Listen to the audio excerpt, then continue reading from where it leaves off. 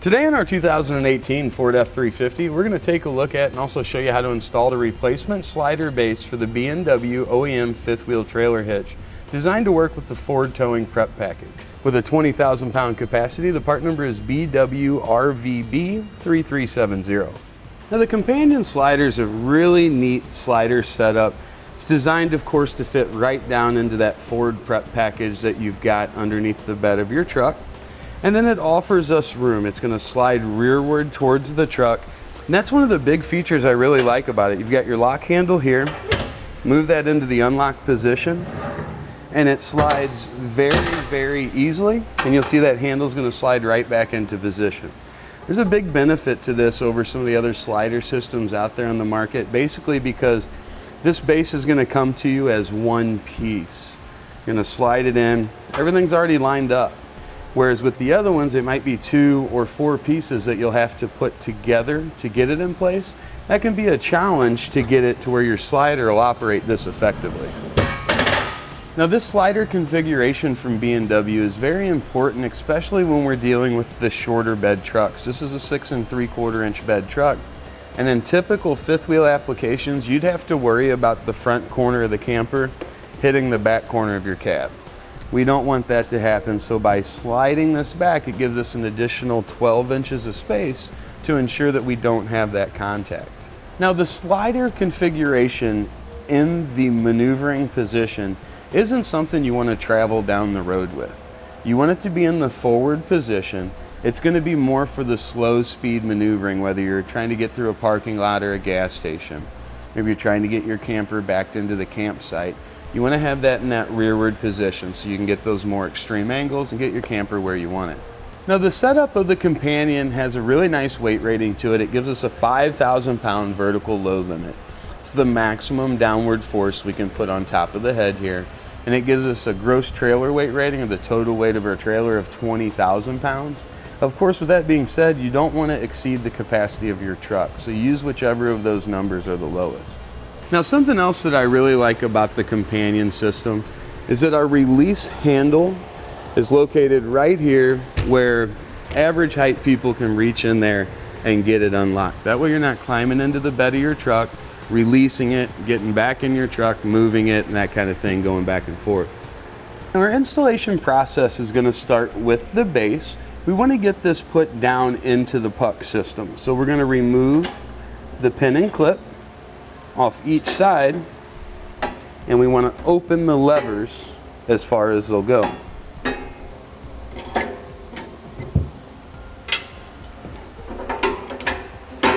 Now we're ready to place the base down in the pucks. Once we have that down and in, we want to check for tension on our handles here. You can see these won't freely move. If we start to tap them, they will. So let's open and close those a few times. It's just a little bit too much tension. So on our lever, we're going to pull the cotter pin and we'll back that nut off just slightly. We need to straighten out our cotter pin there so we can get it to slide out of the castle nut. Once that's out, we'll rotate that nut counterclockwise just a little bit. And we'll test it again for fit and adjust as necessary so our arm doesn't close super freely, but it doesn't take a lot of effort to get it in place. And that little bit of tension is what we're looking for. Now on any arm you need to, go ahead and make that adjustment so they all close with just a little bit of tension. Your next step is going to be to get that pin put back into place. Now we've got our coupler pivot arms we're going to mount to the base here. See, one's marked A and one's marked B. It's kind of hard to see there. You see they've got it laser etched into the side of that arm.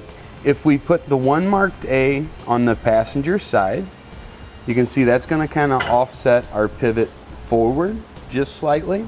If we put the B arm on the passenger side, you can see that's going to move it back a little bit. And it's going to be up to you which way you want these to go to give you the best clearance between your trailer and the cab of your truck.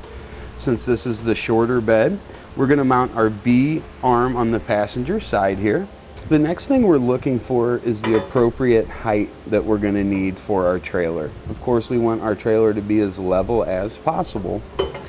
You can see we've got 4 holes here. That's going to match up with 4 of the 10 holes here. We can have it in its lowest setting here, the middle setting, or the highest setting. Keeping in mind with these newer trucks, the side bed rails are getting a little bit higher. Typically, you're going to be on that higher end. We'll place our bolt through, line it up with the holes, and we can get those started. And as you can see, each of your bolts will have a lock washer on there, so you want to ensure you have those in place. We're going to do the same thing for the other side, and we'll get them snugged down. Now to do this, you're going to need a 3/4 inch socket. Now to finish getting those installed, you're going to want to torque each of the 8 bolts down to the specifications, which will be listed in your instructions. Now you'll want to take the clip off of your old companion setup, and we want to place it on in kind of the same configuration. We want the top of our spring to be about a 1/2 inch down from the bottom of our bushing. Now to tighten down that bolt, that nylon lock nut, we're going to use a 7/16 inch wrench. And don't be afraid to leave it a little bit loose in case you do need to make an adjustment. Now we want to ensure as we put this in place that it's going to be about a 1/2 inch below our bushing there. So you have it in the appropriate spot. Just want to get it knocked on there.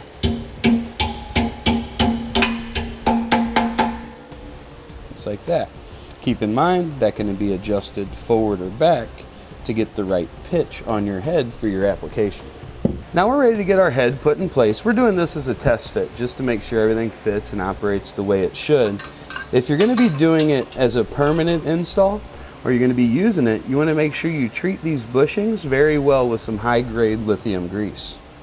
Now as we're holding up on the handles to release our lock, slide that down and on, release the handle, then we can put our pin and clip back in to ensure that doesn't have any kind of separation. And we'll be sure to do that on both sides of the head. Now we'll get our handle put in place. To do that, we'll need to pull the pin. I'm going to slide our handle in. We can use our provided bolts that have the hex head on them there, the inverted hex anyway. Place that down and through. Then on the bottom, we'll put one of our locking flange nuts. Now, the top you'll need a 7/32 for. The nut you're going to need a 9/16.